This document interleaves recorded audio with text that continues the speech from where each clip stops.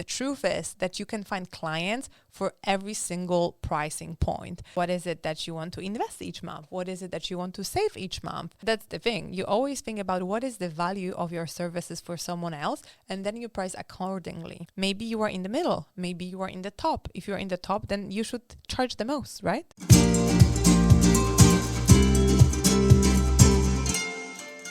Welcome to Your Motivated Friend, where I talk about all the things that can support you in becoming that badass, confident CEO that you want to be and boost your marketing business. Usually the episodes are around 3 different areas, which are money, mindset, and marketing, because it's hard to move forward without those.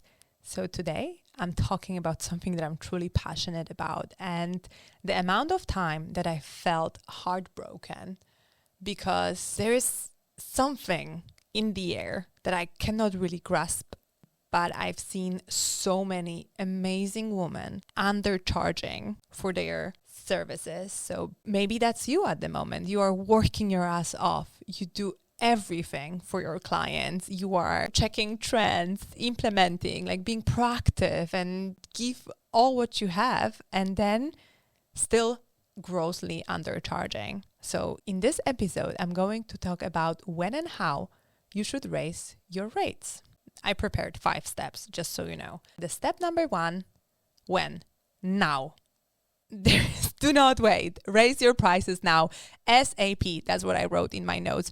Please raise them now. Why? Because if you are listening to this episode, there is something. Your intuition is telling you that you are not charging as much as you could or deserve. Therefore, in this episode, I will walk you step by step how you can raise your prices with confidence, that you don't feel that you are asking for too much or you are greedy. But the truth is that you can find clients for every single pricing point. There are people at the moment that they are charging half what you are charging and then 10 times what you are charging and pretty much doing the same work as you are doing. Therefore, if you would be about to stop listening to this podcast, just go and raise your prices. That's it. All right, so now you know that there is an area where you can definitely improve your business, and that will have a massive impact on your bottom line. Because just think about it, when you work with clients that they are very price sensitive and usually they do not fully appreciate the work that you are doing, then you cannot really afford to outsource some of the tasks.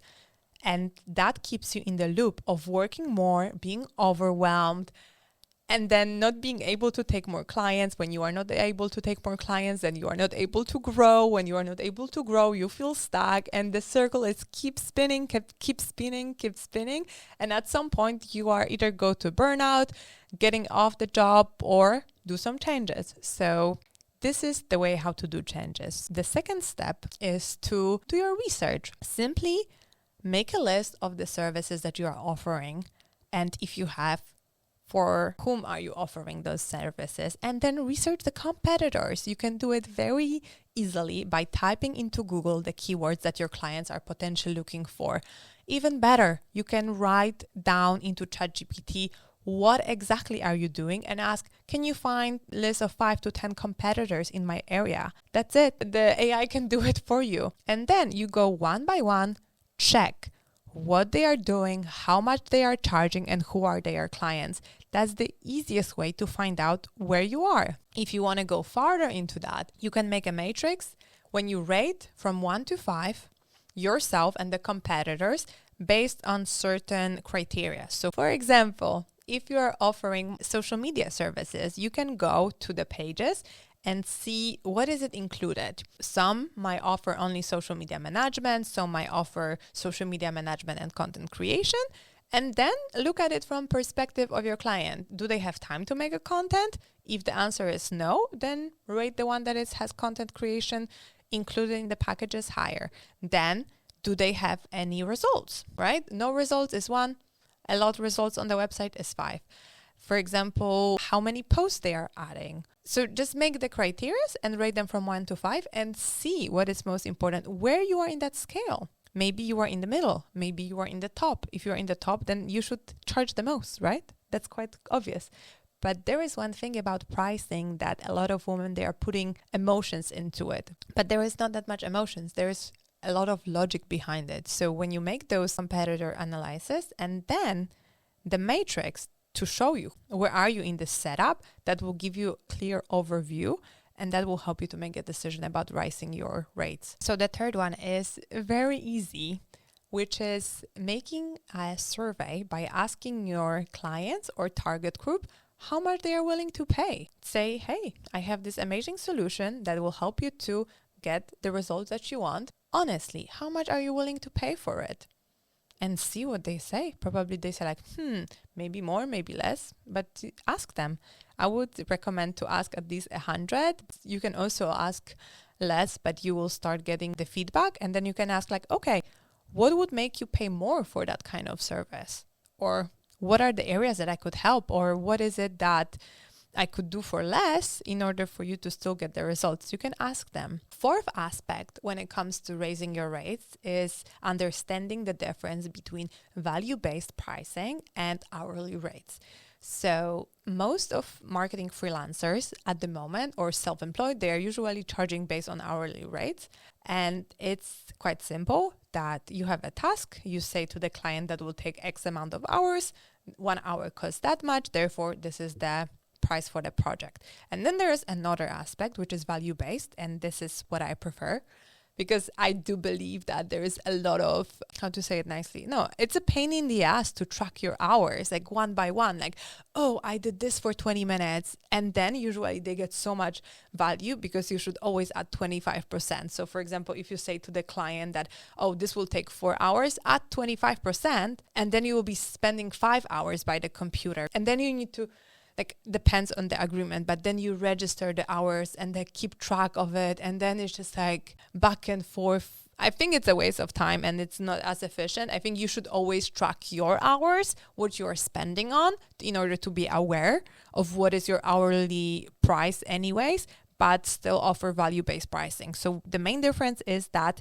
you actually think, what is the impact of your service for your client? And then you really think, like, if they will get the results that they want, what will that make for their business? So usually, oh, they will get more clients. Oh, they will get more sales. Oh, they will get more leads.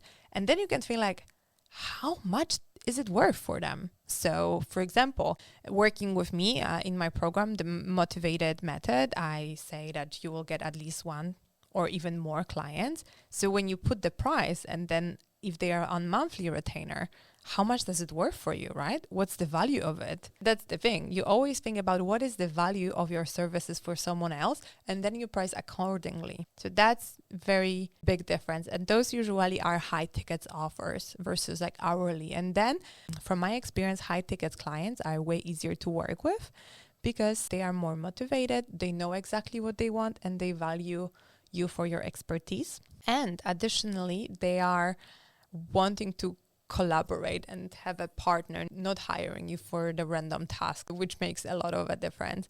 And the fifth step is to do the math. And I would say that many business, they do not have the numbers behind. So what you can do, you can calculate how much money do you need every month? What are your fixed costs? What is it that you pay for all the subscription? What is it that you need to have in order to fulfill the tasks that you are given? So what are all of your costs? Then you can include your goals. Like, what is it that you want to invest each month? What is it that you want to save each month? So add all the numbers, and based on that came up with very clear number. What are the money that you need to make every single month? And then as a freelancer or self-employed person, you don't have the, let's say, you have luxury of freedom, but you do not have luxury that somebody is paying for your time off. Therefore, you need to subtract the days that you want to have off in a year, right? So calculate usually for 10 months. So you come up with a monthly value, then multiply by 12 and then divide by 10. Because that will give you the amount that you need to make every single month for the 10th month. And that's how you make money for entire year, because you will have 2 months off. I think that's quite simple. So do the math, and then that will help you to set up your financial goals. Maybe you will realize that, oh my God, I cannot move on like that because I won't be able to afford in basic things in few months if I will continue doing like that. which is good because you will raise your standards and raise your rates. And that's what I want for you. Actually, when I was talking about value-based and high ticket offer, I wanted to share that I've made this ebook where you can find out exactly how you can attract those high paying clients, that they will value your work and they will feel easier to work with. And you can do that through one social media platform that it's overlooked, even though so many are at the moment benefiting from it, but you can still find so many of clients that they are ready to work with you. And I've made it into 4-step process that has not only very easy instructions, but also how-to videos and tutorials that will help you to implement everything step by step. And you can download it for free from my website, which is yourmotivatedfriend.com. I want you to have it because this strategy helped me to find several of clients when I was working for the coffee industry and even today. So I believe it's brilliant, it's easy, and you do deserve for things to start be easy in your business just to grow, because I know that more clients equals better cash flow equals more freedom, more confidence. So there is a lot of benefits to that. All right, that's it for this episode. And I would like to say massive thank you for listening, for being here. I truly appreciate that you are investing your time and paying attention to the things that I'm saying. And I really hope that I inspired you to raise your rates. And if you have any questions related to that, or maybe you would like to share a story that actually motivated you to raise your rates that others could benefit from, you can message me on my Instagram, Your Motivated Friend, or text me on LinkedIn. I always love hearing from you. So go to my website and download the ebook. And I'm so honored to be your motivated friend. Have a most amazing rest of the week.